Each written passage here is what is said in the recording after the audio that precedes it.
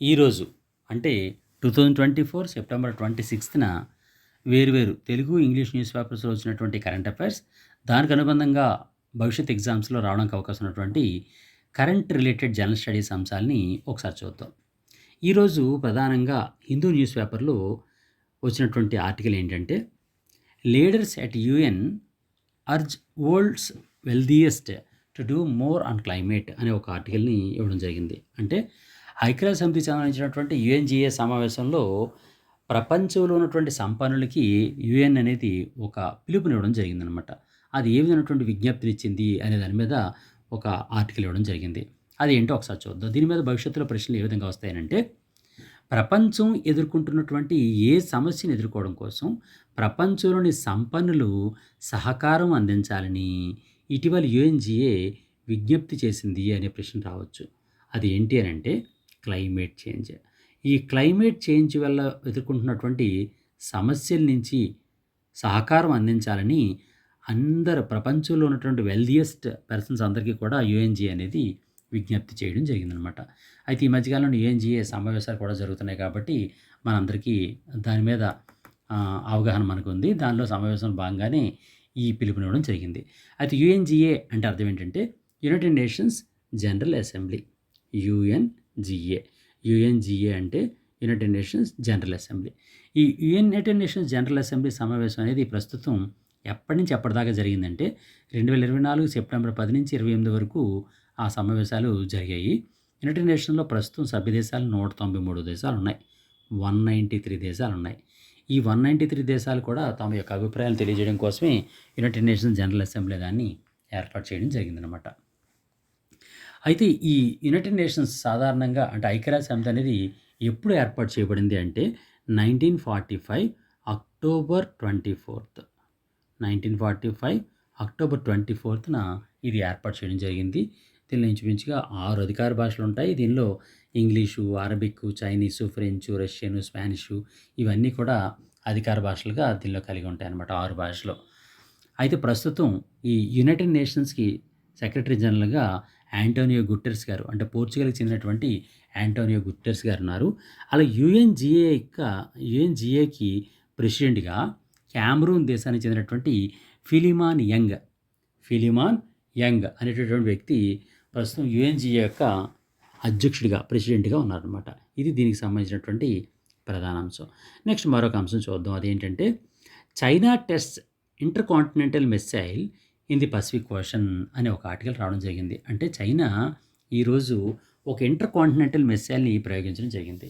Then what is the meaning of intercontinental missile? అంటే ఒక continent నుంచి మరొక కాంటినెంట్ లోపలికి కూడా వెళ్ళి యుద్ధ వార్ హెడ్‌ని పంపించగలిగేటటువంటి సామర్థ్యం ఉండే మిస్సైల్‌నే ఇంటర్‌కాంటినెంటల్ మిస్సైల్ అంటారనమాట.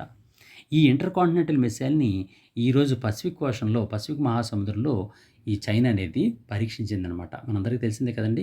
ప్రపంచంలో అతిపెద్ద సముద్రం ఏది అంటే పసిఫిక్ ఓషన్. అయితే దీని మీద ప్రశ్న ఏ విధంగా వస్తుంది అనంటే, ఇటీవల చైనా తన ఇంటర్‌కాంటినెంటల్ మిస్సైల్‌ని ఎప్పుడు విజయవంతంగా పరీక్షించింది అనే ప్రశ్న రావచ్చు. అది ఎప్పుడు అంటే 2024 సెప్టెంబర్ 25. 2024 సెప్టెంబర్ 25న ఇది ప్రయోగించిందనమాట.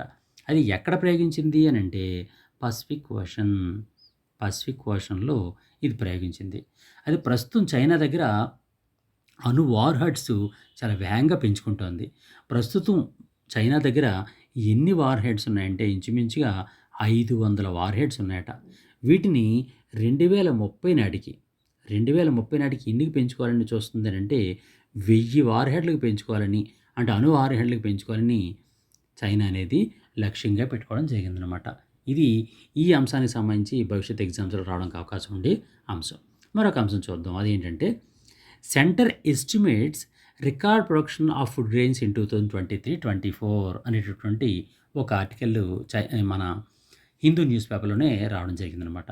ఇదేంటంటే 23, 24 ఆర్థిక సంవత్సరంలో భారతదేశం ఎన్ని ఆహార ధాన్యాలు ఉత్పత్తి చేసింది? అలాగే 24, 25 ఆర్థిక సంవత్సరంలో మన భారతదేశం ఎన్ని లక్షల టన్నుల ఆహార ధాన్యాలు ఉత్పత్తి చేస్తుంది అనే దాని మీద సెంటర్ ఈరోజు కొన్ని ఎస్టిమేషన్‌ని విడుదల చేయడం జరిగిందనమాట. కొన్ని రిపోర్ట్స్‌ని విడుదల చేయడం జరిగింది. ఆ రిపోర్ట్‌ల ప్రకారం మనకి ఈ దీనిలో అంశాలను ఒకసారి చూసుకుంటే భవిష్యత్ ఎగ్జామ్స్‌లో ఏ విధంగా ప్రశ్నలు వస్తాయనంటే, ఇటీవల కేంద్ర ప్రభుత్వం విడుదల చేసినటువంటి రిపోర్ట్స్ ప్రకారం 2024, 25 ఆర్థిక సంవత్సరంలో భారతదేశం యొక్క ఆహార ధాన్యాల ఉత్పత్తి ఎంత ఉండవచ్చని అంచనా వేసింది అనంటే 33,22 అంటే 3,322 లక్షల టన్నులు. 3,322 లక్షల టన్నుల్ని ఆహార ధాన్యాల్ని భారతదేశం ఉత్పత్తి చేస్తుందని 24, 25లో కేంద్ర ప్రభుత్వం అంచనా వేసిందనమాట. అయితే అదే లాస్ట్ ఇయర్ అంటే 2023, 24 ఆర్థిక సంవత్సరంలో ఎంత ఆహార ధాన్యం ఉత్పత్తి చేసామంటే 3,296 లక్షల టన్నులు. 3,296 లక్షల టన్నులు ఉత్పత్తి చేసాం మనం లాస్ట్ ఇయర్. అది 3,322 లక్షల టన్నులు ప్రస్తుతం ఉత్పత్తి అవుతుందని మన భారతదేశ ప్రభుత్వం అనేది అంచనా వేయడం జరుగుతుందన్నమాట.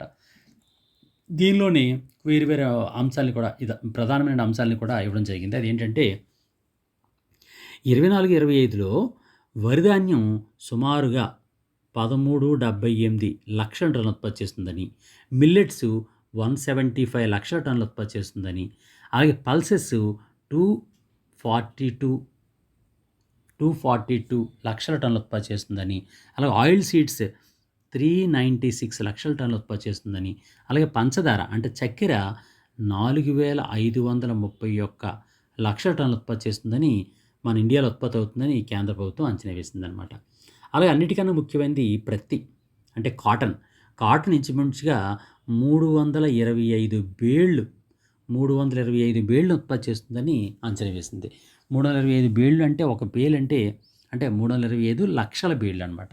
325 లక్షల బేళ్ళు ఉత్పత్తి చేస్తుందని మనం కేంద్ర ప్రభుత్వం అంచనా వేసింది. అయితే ఒక బేల్ అంటే ఎంత అనంటే 170 కేజీలు. 170 కేజీలని ఒక బేల్ అంటారు. అలాంటి దాన్ని 325 లక్షల బేళ్ళు ఉత్పత్తి అవుతాయని భారతదేశంలో అంచనా వేయడం జరిగిందనమాట. నెక్స్ట్ మరొక అంశం చూద్దాం. ఇది దీనికి సంబంధించినటువంటి ప్రధాన అంశం. నెక్స్ట్ మరొక అంశం చూద్దాం. అదేంటంటే అతి త్వరలో SCO CHG సమావేశం అనేది పాకిస్తాన్లో నిర్వహించబడుతోంది. దానికి సంబంధించి ఒక ఆర్టికల్ రావడం జరిగింది. అదేంటంటే government mulls over sending Jaishankar for SCO meet in Pakistan అని ఒక ఆర్టికల్ ఇచ్చారు. అంటే పాకిస్తాన్లో నిర్వహించబడుతున్నటువంటి SCO సమావేశంలో పాల్గొనడానికి భారతదేశం తరపున జైశంకర్ గారిని అంటే మన విదేశాంగ మంత్రి జైశంకర్ గారిని పంపించే లక్ష్యంతో చర్చలు జరుపుతున్నట్టుగా భారతదేశం ప్రకటించిందనమాట. దాని మీద భవిష్యత్ ఎగ్జామ్స్లో ఏ విధంగా ప్రశ్నలు వస్తాయనంటే SCO 2024 సమావేశానికి భారతదేశం తరపున ఎవరు పాల్గొంటున్నారు? విదేశాంగ మంత్రి జైశంకర్ గారు. రెండోది SCO 2024 సమావేశం ఎక్కడ నిర్వహించబడుతోంది? పాకిస్తాన్లో నిర్వహించబడుతోంది. అతి త్వరలో SCO యొక్క ప్రభుత్వాధినేతల యొక్క సమావేశము అంటే council of heads of governments సమావేశం ఎక్కడ నిర్వహించబడుతోంది అంటే పాకిస్తాన్లోని ఇస్లామాబాద్లో నిర్వహించబడుతుంది. పాకిస్తాన్లోని ఇస్లామాబాద్లో SCO యొక్క ఏ సమావేశం నిర్వహిస్తున్నారు? Council of heads of government అంటే CHG సమావేశం. SCO యొక్క CHG సమావేశం అని నిర్వహించబడుతోంది. CHG అంటే council of heads of governments. ఈ సమావేశం నిర్వహించబడుతోంది అనమాట.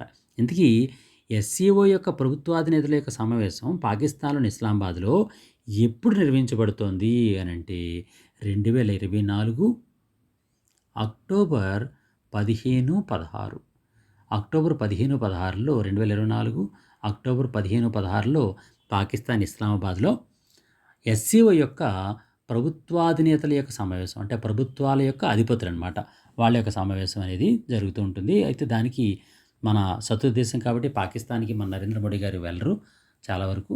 దాని బదులుగా మన విదేశాంగ మంత్రి అయినటువంటి జైశంకర్ గారిని పంపించాలని భారతదేశం భావిస్తోందనమాట. అయితే రొటేషన్ పద్ధతిలో SCOకి అధ్యక్షుల్ని ఎన్నుకుంటూ ఉంటారు. ఆ రొటేషన్ ప్రకారం ప్రస్తుతం SCO యొక్క ప్రెసిడెంట్ ఎవరు అనంటే పాకిస్తాన్ అనేది ప్రస్తుతం SCO యొక్క ప్రెసిడెంట్గా రొటేషన్ పద్ధతిలో ఎంపికైంది. ఆ విధంగా అది ఆ హోస్ట్గా కూడా వర్క్ చేస్తుందన్నమాట. అయితే ఇక్కడ మరొక అంశం చెప్తాను. SCO ఈ షాంఘై కోఆపరేషన్ ఆర్గనైజేషన్. ఈ SCOలో విధానాల్ని నిర్ణయాల్ని తీసుకునేటటువంటి అత్యున్నతమైనటువంటి విభాగం ఏది అని అంటే CHS అంటే council of heads of states, CHS. Council of heads of states అనేది ఎస్సీఓలో విధానాలు, నిర్ణయాలు తీసుకునేటటువంటి అత్యున్నతమైనటువంటి విభాగం. అది ఎస్సీఓ యొక్క council of heads of states సమావేశంలో సభ్య దేశాల తరపున ఎవరు పాల్గొంటారంటే, సభ్య దేశాల యొక్క దేశాధినేతలు. అంటే భారతదేశం, పాకిస్తాన్‌లో అయితే ప్రధానమంత్రులు పాల్గొంటారు. అదే మిగిలిన దేశాలైతే ప్రెసిడెంట్లు పాల్గొంటారు. ఒకసారి గమనించండి బాగా. సిహెచ్సి సమావేశం వేరు, సిహెచ్జి సమావేశం వేరనమాట. సిహెచ్ఎస్ సమావేశం అంటే council of heads of states. ఈ council of heads of states అనేది ఎస్సీఓలో ఉన్నటువంటి అత్యున్నతమైనటువంటి విభాగం. భారతదేశంలో ఈ council of heads of state సమావేశానికి, council of heads of government సమావేశానికి కూడా ప్రైమ్ మినిస్టరే ప్రాతినిధ్యం వహిస్తారు. కానీ మిగిలిన దేశాల్లో మాత్రం సిహెచ్ఎస్ సమావేశానికి ప్రెసిడెంట్ ఉంటాడు. సిహెచ్జి సమావేశానికి ప్రైమ్ మినిస్టర్ వెళ్తూ ఉంటారనమాట. అక్కడ డిఫరెన్స్ వస్తూ ఉంటుంది. ఇక్కడ భారతదేశంలో మాత్రం ప్రైమ్ మినిస్టరే, రెండిటికి కూడా ప్రైమ్ మినిస్టరే ఉంటారనమాట. నెక్స్ట్ దీని మీద ఇంకో రకమైన ప్రశ్న కూడా వస్తుంది. అదేంటంటే ఎస్సీఓలో council of heads of states, CHS తర్వాత రెండవ అత్యున్నత నిర్ణయాలు తీసుకునే విభాగం ఏది అంటే council of heads of governments. CHS అనేది అత్యున్నత సమావేశం, అత్యున్నతమైనటువంటి విభాగం.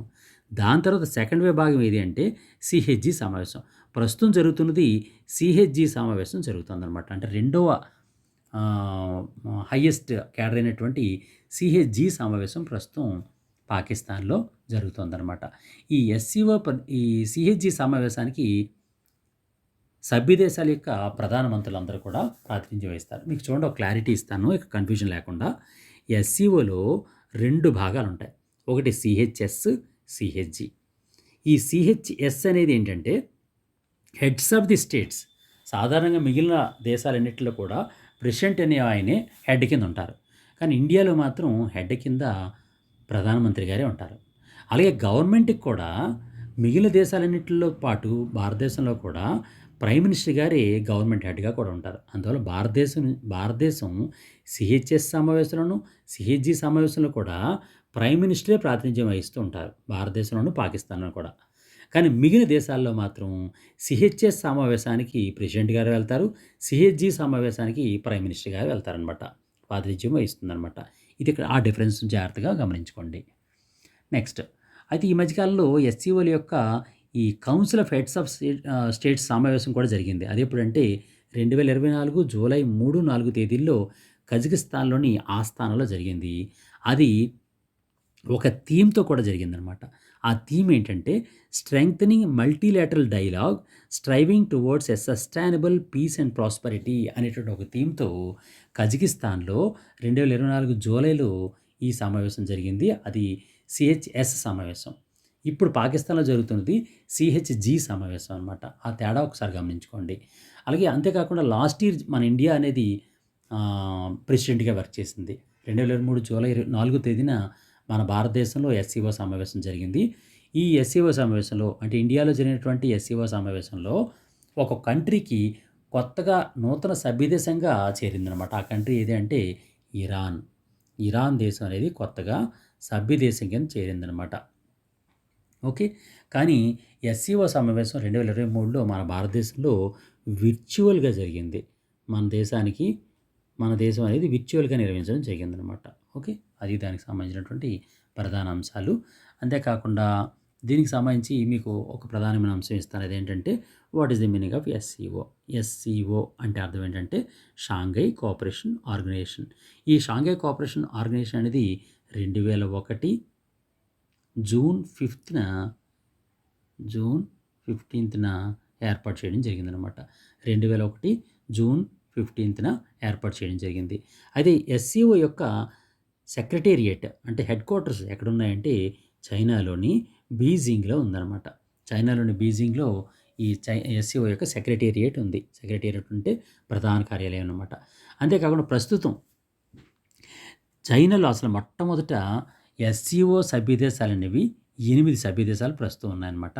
ఎస్సీఓలో ఉన్నటువంటి 8 సభ్యదేశాలు ఏంటంటే 1 China, 2 India, Kazakhstan, Kyrgyzstan, Pakistan, Russia, Tajikistan, Uzbekistan. ఈ దేశాలన్నీ కూడా ప్రస్తుతం 8 సభ్య దేశాలుగా ప్రస్తుతం ఉన్నాయి. లాస్ట్ ఇయరు ఇరాన్ అనేది కొత్త సభ్య దేశంగా చేరిందనమాట. ఇది ఈ విధంగా ఎస్సీఓ గురించి భవిష్యత్తులో ప్రశ్నలు వచ్చే అవకాశం మనకి ఎక్కువగా ఉంటుందన్నమాట. నెక్స్ట్ మరొక ఆర్టికల్ చూద్దాం. ఇది ఇక్కడ ఇంకొక ఆర్టికల్ కూడా ఇవ్వడం జరిగింది. అదేంటంటే a war of words over political Islam అనేటటువంటి ఒక ఆర్టికల్ని హిందూ న్యూస్ పేపర్లో ఈరోజు మనం చూడొచ్చు. దాని మీద ఏంటంటే దాని మీద ప్రశ్నలు ఎలా వస్తాయంటే, అంటే ఇస్లాం అనేది ఎప్పుడైతే పెరిగిపోతుందో కేరళ రాష్ట్రంలో, ఆ కేరళ రాష్ట్రంలో పెరుగుతున్నటువంటి ఇస్లాం అనుగుణంగా పొలిటికల్ ఇస్లాం అంటే పొలిటికల్ పార్టీలు కూడా ఇస్లాంకు అనుగుణంగా మారిపోతున్నాయని, అది రాష్ట్రానికి చాలా ప్రమాదకరమని ఈ సిపిఐ ఎంకి చెందినటువంటి ఒక నాయకుడు ఒక పుస్తకాన్ని రిలీజ్ చేయడం జరిగింది. ఆ పుస్తకం మీద ఇప్పుడు చర్చలు జరుగుతున్నాయి. ఆ చర్చల్లో భాగంగానే ఈ ఆర్టికల్ని మనకి హిందూ న్యూస్ పేపర్లో ఇవ్వడం జరిగిందనమాట. ఇప్పుడు దాని గురించి ఒకసారి చూద్దాం. అంటే ఈ పుస్తకం గురించి ఒక ప్రశ్న వస్తుంది. అదేంటంటే పొలిటికల్ ఇస్లాం పైన ఇటీవల విడుదలైనటువంటి ఏ పుస్తకం కేరళలో రగడను సృష్టిస్తోంది అని అంటే, ఆ పుస్తకం పేరేం పేరు అని అంటే, ఆ పుస్తకం పేరు ఇక్కడ చూడండి మనకి కేరళ ముస్లిం పాలిటిక్స్ అండ్ పొలిటికల్ ఇస్లాం అనేది దాని పేరు అనమాట. కేరళ ముస్లిం పాలిటిక్స్, ఇక్కడ చూడండి కేరళ ముస్లిం పాలిటిక్స్, ఇక్కడ ఇచ్చాడు చూడండి కేరళ ముస్లిం పాలిటిక్స్ అండ్ పొలిటికల్ ఇస్లాం అనేటటువంటి పుస్తకం అనేది ఈ మధ్యకాలంలో విడుదలవడం జరిగింది. ఇందుకే ఆ పుస్తకాన్ని అంటే కేరళ ముస్లిం పాలిటిక్స్ అండ్ పొలిటికల్ ఇస్లాం అనే పుస్తకాన్ని ఎవరు రాశారంటే కేరళ రాష్ట్రానికి చెందినటువంటి సిపిఐ నాయకుడైనటువంటి జయరంజన్ గారు. జయరంజన్ గారు సిపిఐ ఎం యొక్క లీడర్ అయినటువంటి జయరంజన్ గారు, ప్రధానమైనటువంటి నాయకుల్లో ఒకరైనటువంటి జయరంజన్ గారు ఈ పుస్తకాన్ని రచించడం జరిగిందనమాట. ఈ పుస్తకంలో ఏమని చెప్పారంటే, ఎప్పుడైతే పొలిటికల్ ఇస్లాం అనేది పెరిగిపోతుందో ఆటోమేటిక్గా యూనియన్ ముస్లిం లీగ్ అనేటువంటి ఇండియన్ యూనియన్ ముస్లిం లీగు అండ్ జమాతీ ఇస్లామీ హింద్ అనే తీవ్రవాద సంస్థ, అంటే ఒక తీవ్రవాద సంస్థ, తీవ్రవాద సంస్థని ఒక పాపులర్ ఫ్రంట్ ఆఫ్ ఇండియా అనే ఒక తీవ్రవాద సంస్థ కింద మన ఇండియన్ గవర్నమెంట్ ప్రకటించినటువంటి ఆ పిఎఫ్ఐతో పొలిటికల్ పార్టీలు అనేటువంటి ఇండియన్ యూనియన్ ముస్లిం లీగ్ అనేటటువంటిది జతపడుతోందని, ఇది పొలిటికల్ ఇస్లాంకి పొలిటికల్గా కేరళకి ప్రమాదకరమని, ఆ విధంగా ముస్లిం పాలిటిక్స్ అనేవి కేరళ రాజకీయాల్లో ప్రభావితం చూపిస్తాయని, అది మంచిది కాదని ఈ జయరంజన్ గారు తన పుస్తకమైనటువంటి కేరళ ముస్లిం పాలిటిక్స్ అండ్ పొలిటికల్ ఇస్లాం అనేటటువంటి గ్రంథంలో రచించడం జరిగిందనమాట. ఇప్పుడు ఇది ప్రకంపన సృష్టిస్తోంది. అదే కేరళ గురించి మనం కొన్ని విషయాలు తెలుసుకుంటే, కేరళలో ప్రస్తుతం అధికార పార్టీ ఏది అంటే సిపిఐఎం. సిపిఐఎం అంటే communist party of India Marxist. Communist party of India Marxist. ప్రస్తుతం కేరళ యొక్క ముఖ్యమంత్రి సీఎం ఎవరు అంటే పినరయి విజయన్ గారు. అలా కేరళ యొక్క క్యాపిటల్ ఏదంటే తిరువనంతపురం. ఇది దీనికి సంబంధించినటువంటి ప్రధాన అంశాలు. ఇవి ఈ రోజుకి సంబంధించినటువంటి ప్రధానమైనటువంటి ఆర్టికల్స్ అండి. ఇంకా తెలుగు న్యూస్ పేపర్లో వచ్చినటువంటి కరెంట్ అఫైర్స్ మీరు ఈజీ చదువుకుంటారనే ఉద్దేశంతో నేను ఈ విషయాన్ని ఇక్కడితో ఆపేస్తున్నాను. Thank you. All the best. God bless you.